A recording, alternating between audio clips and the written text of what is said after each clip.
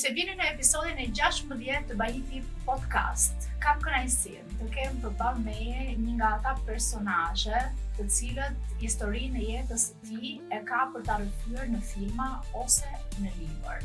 Një nga ata njerëz të cilët ka kthyer rekorde me muskuj, por ka fituar respekt me karakterin e tij. Nga Shtërmeni në kampion Europe. Sot kam kënaqësinë përballë meje në Bahiti Podcast të kem kampionin ton Briken Calja. Mirë se erdhe në Bahiti Podcast. Mirë se gjeta, faleminderit për ftesën. Është kënaqësi dhe duroj sukses në këtë rrugtim në ri që ke ti sa u ke nisur. Faleminderit. Briken, nuk e di, këto do t'i tregojmë pak më vonë, nuk e di sa do na i kapi plani dhe kamera këtu. Këto janë disa nga medaljet që ti ke marrë, por në vazhdimsi të pyetjeve dhe rrugtimit ton tani, ne do t'i zbulojmë. E nisim me Brikenin e vogël. Brikeni nga Shtërmeni, a ke menduar ndonjëherë që një djalë nga qyteti i Elbasanit, rritur në Shtërmen, do të bëhej kampion Europe? Do të bëhej një nga kampionët më të mëdhej ndërkombëtar në peshngritje. Realisht, kur kam një startin, ëndrrja më e madhe ishte që të dilje kampion kombëtar, që për këtë ëndrrë arrita për pas 3 vitesh start të stërvitjes, që ishte një ndër dëshirat më të mëdha të kohës, sepse po flasim për kohën që kundërshtarët kanë qenë jashtëzakonisht shumë të fortë, duke marrë parasysh domethënë konkurimet që kanë qenë sportistë niveleve europiane, që në flas për moshat, edhe fal një punë intensive dhe këmbguljes të trajnerit pa diskutim që kam pas në ekipin e Shtërmenit, që kanë qenë startën mi aty ku u formova si sportist i niveleve të larta në ekipin e Shtërmenit, që për këtë jam mirënjohës për gjithë punën që ka bërë. Dhe pas startit që dola kampion kombëtar, aty filloi të ndryshoj gjithçka në karrierën time dhe të përkushtoja jashtëzakonisht shumë dhe e shikoje, domethënë, pastaj filloi ëndra për një medalje në kampionatin evropian të moshave, pa diskutim se po flasim për vitet 2004-2005 që janë vite. Në cilën moshë ka nisur Brikeni të ndjeki këtë lloj pasioni dhe profesioni në të njëjtën kohë? Në moshë 11 vjeçare, 11 në vitin 2001 më saktë, atëherë kam filluar gjithçka starti im. Kush e ka zbuluar talentin tënd? Kur e ke kuptuar ti që ti e dashuron sportin dhe këtë lloj disipline dhe do doje që të ishe peshngritësi që ke ndëruar gjithmonë në mendjen tënde? Një ndër shtyset kryesore për të vazhduar këtë sport ka qenë xhaxhai im. Ai ka qenë kumbari i historisë time, domethënë që kam filluar startin. Dhe për të parë, domethënë, ecërin pasaj ishte trajneri dhe ishin rezultatet ato që e tregueshin qartë, dhe unë nuk kam pas vetëm ke pjesa peshngritje, kam qenë edhe ke futbolli, domethënë ke atletik, kam qenë jashtëzakonisht shumë mirë. Ke qenë në futboll o nuk e di atë? Domethënë loret që bëhesh më atëherë kanë qenë moshat që me moshatarët kam qenë jashtëzakonisht shumë mirë, për shkak të përgatitjes që kishin në peshngritje, pastaj ishin dhe pjesa domethënë që kisha më ekstra në sporte të tjera. Briken, ti ke arritur disa nga rezultatet më të mira, më të shkëlqyera në historinë e peshngritjes shqiptare, si në nivel kombëtar dhe në nivel ndërkombëtar. Dhe sigurisht në karrierën tënde ka patur ulje dhe ngritje. Unë dua të di, për t'ia thënë edhe publikut, sepse duhet kesh parasysh që zakonisht kur ne ndeshemi me kampion, ne i shohim vetëm medaljet dhe arritjet që ata kanë, por jemi shumë kurioz të dimë se çfarë ndodh pas jetës së një kampioni. Dhe unë dua të di se cila ka qenë një nga disfatat që ti mund të kesh mësuar, që në aspektin sportiv flas, që ka ndikuar edhe në atë personal tënd. Domethënë, cila nga këto ulje ngritje gjatë karrierës tënde të ka ndikuar më shumë? Ka pas realisht, ka pas shumë momente. Pas momente, sepse pa diskutim që për të arritur një sukses nuk është e thënë që ti gjatë gjithë kohës të bësh sukses pas suksesit. Sepse sporti ka dhe disfata, ka dhe domethënë humbje, nuk është që është vetëm medalja ajo që shikohet. Mos harrojmë që kam pas disfata dhe personale me shëndetin, që kanë qenë jashtëzakonisht shumë serioze. Do të marrë dhe shumë pak momente, sepse realisht janë një memorie që më ka ngel, domethënë më ka lënë në shije të tillë në edhe në aspektin personal. Në aspekt personal, pa diskutim. E para ka qenë një moment në 2017-ën, të dalë me probleme të tjera, por ka qenë momenti që ka qenë decisiv. Ishte 2 provat për të shpallur kampion bote në Anaheim të Amerikës dhe pi pandemia, ishte në kampionat, sa kishte 2 prova, nuk i maj mend se si kam hyrë, si kam dalë, domethënë ke provat, nuk maj mend absolutisht asgjë dhe bi pandemia dhe në gjendje kame. Sepse kishe vajt pjesa e kësaj hidratim kishe vajt nivele jashtëzakonisht shumë të larta dhe oksigjeni në tru ishte në mungesë. Dhe më marrin me ambulantë, më çojnë në spital. Se majmë në absolutisht, nuk majmë në absolutisht asnjë lloj momenti, vetëm kur shikoj 6 doktora që ishin lart, më kishin bërë sherita, tuba në pjesën e zemrës, më kishin bërë këto ndërhyrje. Edhe aty domethënë më duket si ëndër, sepse ka qenë momente jashtëzakonisht shumë i vështirë, të paktën për mua që e kam pas një periudhë që e kam pas të vështirë ta kaloj dhe e mendoj gjatë gjithë kohës. Dhe mendoj që do ishe ngarë akama, domethënë mendoj që ishte pjesë në pushimit. Dhe ata po flisnin një mirë, më dukeshin thjesht njerëz të bardhë, kështu nuk kuptoj absolutisht asgjë. Edhe kur dalin nga aty që nxjerrin në sallën tjetër, pastaj vjen pjesa e stafit aty dhe e shikoj që më ishin jashtëzakonisht shumë të mërzitur dhe nuk s'po kuptoj absolutisht asgjë për momentin, sepse kam qenë jashtëzakonisht domethënë jashtë vëmendjes njerëzore dhe ky ka qenë momenti më i vështirë të paktën i karrierës dhe jetës time në aspektin sportiv dhe personal. Pastaj pas 4 muaj ka qenë dhe suksesi më i lartë që u shpalla kampion e Europës me 3 medalje të arta në kampionatin evropian në Bukuresht në 2018-ën, që stërvitje ishte jashtëzakonisht shumë mirë, po kisha një dëmtim që ishte shumë serioz me pjesën e shtytjes të lartë. Dhe momente e fundit kur shkoj në kampionat, unë fatmirësisht kam pas miq shumë mirë në jetën sportive dhe personale, kanë qenë ekipi gjeorgjan aty ku dhe kam marrë domethënë jashtëzakonisht shumë benefite. Dhe ishte doktori që ai që bëri 2 ndërhyrje decisive me gjelbar dhe u riktheve që të shtyj lart dhe të shpallën kampion e Europës. Ky ka qenë momenti më i vështirë dhe më i bukur i karrierës time. Pastaj ka qenë 2013 që kisha një pauzë 2 vjeçare për shkak të një substance që e marr dhe sot faktikisht, por e marr për peshngritje. Por atëherë në informacioni ka qenë shumë i pak, edhe e ka marrë për pjesën e bodybuilding natyral. Edhe aty psova një goditje 2 vjeçare që ishte një pauzë shumë e vështirë, por ishte vendosja dhe qëndrimi im që arrita të qëndroj lart sërish. Dhe të kthehem shumë me efort, sepse aty nuk kam pas as rezultate, ka qenë rezultat më i dobët i karrierës, ku unë jam daluar me ato substancë. Po, ndërkohë që ti flisje, e para është hera parë që dëgjoj, po besoj edhe për një pjesë mirë publikut që na dëgjojnë tani, besoj janë rrëfime që ti nuk i ke ndarë shumë shpesh edhe kaq të mira. Besoj ke ndarë me postimet e tua në rrjetet sociale për t'i treguar gjithë dashamirësve dhe mbështetësve të tu, ja, por që pjesë kam ndarë shumë pak dhe jam rezervuar të pak për këtë pjesë, sepse është një moment që është shumë i vështirë për mua. Por mendoj që e thash edhe më parë, ne kur shohim njerëz të cilët arrin suksese të mëdha, mendojmë që janë shumë të lehta.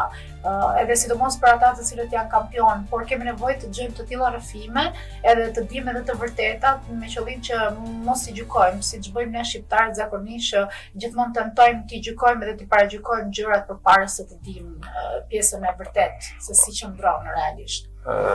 Normalisht që këtu do të thonë gjykojnë shumë shkurt, na shikojnë vetëm në pjesën e televizionit që mund të bëhet 5 minuta dhe thotë okay, që është shumë e lehtë dhe kjo që ka puna, por pas vjen një punë e jashtëzakonshme, në shumë vjeçare, sepse unë mora vitet 2018, por kam pasur rezultate shumë të larta më parë, por më thënë maja im ka qenë 2000 që fillova të më ndryshoj. Ka qenë nga 2008 dhe në vazhdim që kanë pas sukses pas suksesi që kanë qenë. Briken, gjatë dekadës fundit, po them gjatë këtij 10 vjeçare kryesisht, ti ke qenë shpesh edhe kritik edhe shumë i drejt për drejt me drejtuesit e Federatës së Peshngritjes. A mendon se kërkesat dhe shqetësimet tua si kampion janë dëgjuar edhe janë reflektuar qoftë nga federata apo qoftë nga qeveria shqiptare? Pa diskutim që kam qenë kritik për problemet që kanë qenë të hasura përhershme, por realisht kam marrë të përgjigje, sepse janë dhe faktet ato që e flasin. Ka pas ndryshime të jashtëzakonshme, mos harrojmë që me shpalljen e timit kampion botë ndryshon ligjet e shpërblimeve, u bë ligji i punësimit që kemi me grada kolonel dhe pa diskutim që këto janë degjesa që janë bërë nga shteti dhe nga federata. Që janë kjo shiko është shumë e rëndësishme pjesa që në momentin që artist, kampion, sportist edhe gjithë njerëzit që kontribuojnë në fusha të ndryshme për Shqipërinë tonë, është mirë kur dëgjohen sepse në fund ditës gjitha ajo lodhje dhe sakrifica ka nevojë për shpërblim. Nuk mjaftojnë vetëm medaljet, mendoj unë. Mjafton edhe suporti i madh ekonomik që ju duhet për të qenë kampion. Pa diskutim që po, sepse këto janë të vlerësime, janë dhe gjëra domethënë që ti ke arritur diçka dhe shpërblesh për atë çfarë ke arritur, sepse në fund ditës ne jemi njerëz që kemi një jetë përtes sportit, normalisht që këto janë benefitet dhe suportet që kemi dhe tjetër në fund ditës kjo vlen për të falendëruar sepse falenderoj zot kryeministrit, sepse duhet thënë nuk është që politika ka marrë dhe fushatat është për te fushatës. Jo, nuk ka lidhje fare, gjërat që janë të mira dhe duhet i theme. Kjo duhet thënë dhe duhet të falendëruar sepse është një ndër gjërat më madhore që ka bërë shteti shqiptar ndaj sportit është ligji i punësimit dhe ligji i shpërblimeve që është paguar për çdo medalje që ti arrin. Dhe kjo është një Kjo vlen për gjithë sportistët, për gjithë disiplinat? Për të gjithë disiplinat, pa diskutim. Kjo është një ndryshim madhor që është bërë në sportin shqiptar dhe duhet të falendëruar dhe pa diskutim me ndërhyrjen e ish-ministres Kushi nga Elbasani, Evis Kushi, që ka qenë një ndër nisëmetarët e këtij ligji. Shumë mirë, ky është lajm shumë i mirë dhe më vjen mirë që dëgjoj sepse në fund të ditës nuk mjaftojnë vetëm medaljet, po mundi dhe djersa dhe ne që jemi shumë krenar për ju dhe ju që jeni krenaria e kombit shqiptar, merrni në fund të ditës shpërblimin që meritoni. Briken, ne këtu të Bajti Podcast kemi një rubrikë që unë kam quajtur Thumb apo mjalt. Unë kam zgjedhur disa personazhe për ty, të cilat dua që të mi komentosh. Komentet se si bën janë vetëm në dorën tënde. Natyrisht janë nga fusha jote, kështu që le të fillojmë me të parën, që besoj ti e njeh më së miri, dhe ajo është Romela Begaj. Një sportiste shumë e madhe, pavarësisht problemeve që ka pasur me substancë kohët e fundit, por mbi gjitha është njeri. Romela Begaj ka qenë, nuk e di, nuk jam shumë e saktë në informacion, po ka qenë kampione e Europës. Në kampion diçka atil, por ka marrë dhe e treta në botë në 2011, me sa mbaj mend, duket dhe kampion e Europës. Si kam saktë për momenti, por kam qenë në çdo kampionat të saj, sepse kam qenë dhe vetë. Vazhdojmë me personazhin tjetër. Elez Gjocaj. Çfarë momenti ka Briken Calja për Elezën? Pavarësisht mos marrë vesh që kemi pas herë, por është njëri që kërkon jashtëzimi shumë për sportin dhe realisht ka arritë që të marrë diçka në lidhje me sportistët. Domethënë Elezi është thumb apo mjalt? Mjalt duket, i bëre të tërë mjalt. Po është miks nëpërmjet thumbit dhe mjaltit, është miks. Nga që përthe fjalë shumë mira edhe tash. Po është njëri që realisht kërkon pavarësisht domethënë probleme që ka pas, sepse normalisht duhet të thënë dhe këta më kam shpreh dhe publikisht nuk është që kam marrë diçka, por kur vjen fundi, në fund ditës është njëri që bën kompromis, domethënë është njëri që marrë përgjegjësi dhe e ka marrë përsipër diçka dhe e çon në fund. Personazhi tjetër, të cilin edhe unë në një periudhë tjetës time ja kam dëgjuar shumë shpesh emrin dhe pse kam qenë shumë e vogël, edhe një nga ata njerëz mendoj që kam mbetur gjithmonë në histori. Aleksandër Kondor. Ka qenë një figurë kontroverse në lidhje me sportin, ka qenë shumë çapion dhe njëri që ka bërë historinë të pak në përkohën e tij dhe ka qenë njëri sa diun kanë qenë dhe pak brinda vetë, sepse jo të gjitha domethënë ata në mënyrën e tyre. Në që kuptim? Ka Unë qenë nuk di shumë informacion për Aleksandër Kodën, me të quar kam domethënë kam nga ish kolegë të Sandrit, por mbi gjithë ka qenë njëri që ka qenë dhe kërkues në lidhje me të gjithë ekipin dhe për ndryshime të kohës. Dhe personazhin e fundit që kam zgjedhur, tani Google-i më nxori një foto shumë të re, por ky personazh ka qenë goxha i ri, kështu që Luan Shabani. Është një që pa diskutim, është një që kam respekt jashtëzakonisht shumë të madh, është një që ka bërë historinë në sportin e peshqëngritjes dhe ka dhënë kontribute jashtëzakonshme në peshqëngritje. Në pavarësisht shtetit ku i ka përfaqësuar, por mbi gjithë është njëri që është një pozitiv. Brikeni ka qenë një nga të ftuarit e vetëm, të cilët personazhet që ja kanë vënë përballë i ka komentuar kaq shpejt edhe kaq saktë, domethënë nuk je zgjatur aq shumë. Briken, këtu në tavolinë ne kemi 3 medaljet e tuat, edhe para se të bëjmë mbylljen tonë, dua të ndalemi pak sepse kjo është e rëndësishme. Do t'ja tregojmë pak publikut, unë nuk e di në cilën kamerë këtu, te kamera ime përballë, por ti mund të marrësh një nga medaljet e tua, ti mund të marrësh këtë. Edhe unë do marrë këto të dyja. Tani, 2 medaljet që unë kam në dorë, do na i thuash pak, ndërkohë që unë i ekspozoj këtu te kamera. Ndërkohë që unë i ekspozoj këtu, do më thuash pak ku i ka fituar Brikeni këto 2 medalje dhe çfarë kuptimi kam për ty, çfarë vlere kam për ty këto 2 medalje, mes qindra medaljeve që ti ke. Jo pa qëllim kam zgjedhur që të marr këto 3 medalje, sepse këto janë 3 medalje më të mëdha që unë kam në historinë time dhe në rraftet e mia. Janë medalje që kanë jashtëzakonisht shumë vlerë madhore, sepse kjo është e gjithë sakrifica e Brikenit, janë rezultatet më të mëdha të sportit shqiptar. Dhe këto janë momentet që janë momentet më të bukura të karrierës time dhe ku i ke fituar këtë medalje? Këto medalje që un kam këtu i ke fituar në të njëjtin vend? Në të njëjtin vend ka qenë në Tashkent në 2021-shin, kampionat botror. Ishte pas loreve olimpike që arrita një sukses jashtëzakonshëm. Mos harrojmë që atje kam hyrë dhe rekordin e kam parazuar me saktë rekordin olimpik, që këtu është trumbetuar jashtëzakonisht shumë pak, sepse këtu domethënë nuk përqendrohen gjithë këto medalje, por pavarësisht medalje ka qenë rezultati më i madh që ka arritur sporti shqiptar. Dhe ky ka qenë suksesi më i madh në karrierën time dhe më i bukur. Po medalja Kjo është medalja më e madhe që unë kam. Medalja e arit, edhe këtë i ke fituar po në të njëjtin vend, po në të njëjtin kampionat. Këto domethënë është me një kampionat që janë marrë 3 medalje. Ke marrë 3 medalje. Është i vetmi kampionat.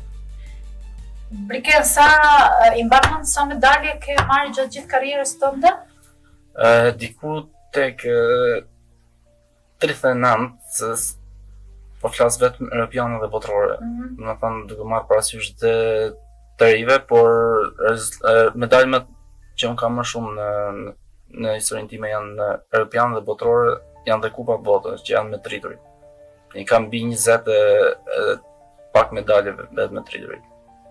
Briken, para se ta mbyllim, unë dua 2 mesazhe nga ti. Mesazhi i parë është, në fakt nuk është tamam një mesazh, por një kërkesë që do donte Brikeni si kampion bote, t'i bënte qeverisë dhe shtetit shqiptar në lidhje me peshqëngritjen dhe sportin në përgjithësi. Dhe e dyta të jetë një mesazh për të gjitha ata të rinj dhe të reja që ndjekin Brikenin, që ndjekin karrierën tënde, por që luftojnë çdo ditë për ato ëndrat e tyre dhe nuk e di çfarë mesazhe mund t'i japi një kampion të rinjve dhe të rejave. Mesazhi që kam për të rinj është që të vazhdojnë ëndrrat e tyre, sepse ashtu siç thash dhe unë, kur fillon hapet e para, duket sikur gjithçka është e pamundur dhe duket sikur nuk do arrish asgjë dhe do dalësh i dështuar, por nuk është vetëm dështimi që sjell suksesin. Janë këmbguljet ato që është egoja që ti ke, domethënë për të arritur një qëllim, një ëndër që ti do ta plotësosh, është që ti të vazhdosh dhe të mosh çdo ditë sepse do vijë dhe dita dhe momenti yt pa diskutim që çfarë lloj fushë qoftë në peshngritje, qoftë gjithë fushat tjera, në sport apo në jetë. Sepse pa sakrificë, pa këmbgul nuk arrihet asgjë. Nuk është, unë thash dhe më parë, nuk është vetëm ai momenti që ti ke vetëm suksesin, sepse jeta jote sporti është ndërthur me sakrifica dhe me vujtje të jashtëzakonshëm, por vjen moment që ti vlerësohesh për atë arritje dhe janë dhënë të gjithë kënaqësinë e medaljes dhe të gjithë historisë që ti ke arritur dhe ndihesh krenar në një moment. Sa i përket pjesës qeverisë, e vetme domethënë që kam thirrje ndaj qeverisë është ligji i sponsorizimit që është i vetmi që ka qëndruar në sirtar të kryeministit dhe besoj që do arrijë sepse është dhe i këmbgulës për të arritur këtë qëllim dhe besoj se shpejt do të jetë në parlament për të votuar. Dhe para se unë të bëj mbylljen time, një pyetje të fundit. Kujt ja dedikon Brikeni medaljet? Është një kalvar i gjatë. Ose në momentin jam kurioze për këtë. Se unë nuk e di ndjesin si është marrësh një medalje. Do m'japësh pak edhe medaljen e arit, se më shkon edhe çik më shumë, se do ta vë këtë. Unë nuk e di si është marrësh një medalje dhe momenti që të vihet këtu në qafë dhe çfarë peshe ka për ty, por unë do doja të dija vërtet kujt ja dedikon ti në momentin që të vendoset një medalje, a ka dikush që vjen në mendjen tënde dhe ti thua, okay, unë këtë medalje ja dedikoj, nuk e di, familje, zotit, trajnerit. Jam shumë kurioze ta di këtë detaj. Pa diskutim që ka, sepse ja ndërkohë që unë po e veç që këtë medalje, se realisht më shkon, pra. Është një moment jashtëzakonisht shumë i bukur, sepse aty të kujton të gjithë vujtjet dhe sakrificat që ti ke ndërtuar për të arritur atë qëllim dhe momentalisht kur ti merr medaljen aty është një kënaqësi jashtëzakonisht shumë e madhe, është papërshkrueshme për çdo lloj personi që pavarësisht sa bukur flet, po kur vjen momenti që vjen medalja, më thon të kujtohet të gjithë historia dhe të gjithë sakrificat që ti ke bërë për të arritur ata. Dhe pa diskutim që unë kam shumë për ty për të falendëruar për të ardhur ke medalje, sepse është ishte viti 20 fiks që unë kisha filluar karrierën dhe pas 20 vitesh unë u shpalla kampion bote. Imagjino se sa sakrifica, sa momente ka pas pa kënaqësie, momente që kam prishur komplet ndërtimin që ti ke bërë dhe të kujton është moment që ti kujton gjithçka, çdo detaj, domethënë duke filluar dhe problemet që ti ke pas, por mbi të gjitha është familja që i përmbledh të gjitha, që është ajo që përballon çdo vujtje tonë, çdo sukses është ajo për të gjitha mburoja jote.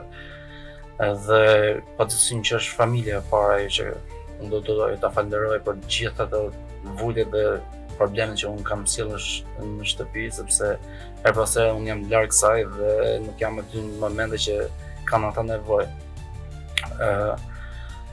Pastaj është pjesa e stafit, që ata që janë njerëz që janë tafër, që janë çdo ditë me ty që hasin me probleme, me dhimbje muskulare, me probleme që ti ke hasin palesë, sepse ka edhe shumë dështime për të arritur sukses. Dhe janë momente decisive, është pjesa e stafit që janë ata këmbgulës, nuk është vetëm një person në Brikeni. Brikeni është vetëm ka gjithë përgjegjësitë, por është një staf i tërë mbrapa, janë dy persona që janë pa diskutim, janë dy persona që kanë qenë gjatë gjithë kohës se në të pandashme Vonini dhe Geraldi, që janë dy njerëz që kanë qenë pas çdo sakrifice, sepse mos harrojmë pas shpalljes kampion bote, domethënë pa një disfat që ishte jashtëzakonisht shumë serioz që mund përfundoje në operacion, por fatmirësisht ja dola vetëm me rikuperime, me ushtrime, me fizioterapi dhe nuk shkova katika. Dhe ja ku jam prapë sërish jam në pedan, jam pretendent për medalje, por nuk është kjo qëllimi im tani është vetëm lojë mesatare dhe për mua është gjithçka okay. Briken, unë me këtë medalje në arit në qafë dhe me peshën që mban kjo, edhe me rëndësinë që ka kjo emocionale, shpirtërore, po dhe punës pa lodër që ti ke, të falenderoj shumë për rrëfimin e sinqert që ndave. për të gjitha të pathënat që ti nuk i ke thënë më parë në për intervistat e tua, dhe jo më kot kam dashur të kem një nga të ftuarit e mi, sepse jam krenare që djali nga Elbasani ka arritur, ka prekur ato podiumet më të mëdhaja të botës, na ka bërë krenar, na ka bërë ta duam gjithmonë më shumë flamurin ton kuqezi, sepse mos harroni një gjë që sa herë ju shpalleni kampion, aq më lart ngrihet flamuri kuqezi dhe aq më shumë është krenaria e shqiptarëve kudo në botë për ju edhe për arritjet tuaja. Ndaj, unë të uroj shumë suksese, dhe dëshiroja që mbështetja ndaj sportit dhe gjithë disiplinave tjetë e jashtëzakonshme nga qeveria shqiptare dhe ju të shpërbleheni maksimalisht për çdo pikë djerse që derdhni për të qenë krenari e vetes tuaj, familjes tuaj dhe kombit shqiptar. Jam shumë e lumtur që të kisha në këtë rrëfim, në këtë bisedë, dhe të uroj dhe të dëshiroj shumë suksese. Shumë faleminderit për ftesën, ishte kënaqësi dhe të uroj mbarësi rutinë tonë. Faleminderit gjithëve dhe ju që na ndoqët me kampionin i cili do vazhdoj do thyej rekorde, po nga ata botërore, se europianët i ka të vetat. Deri atëherë, në puntatën tjetër, mirupafshim dhe faleminderit.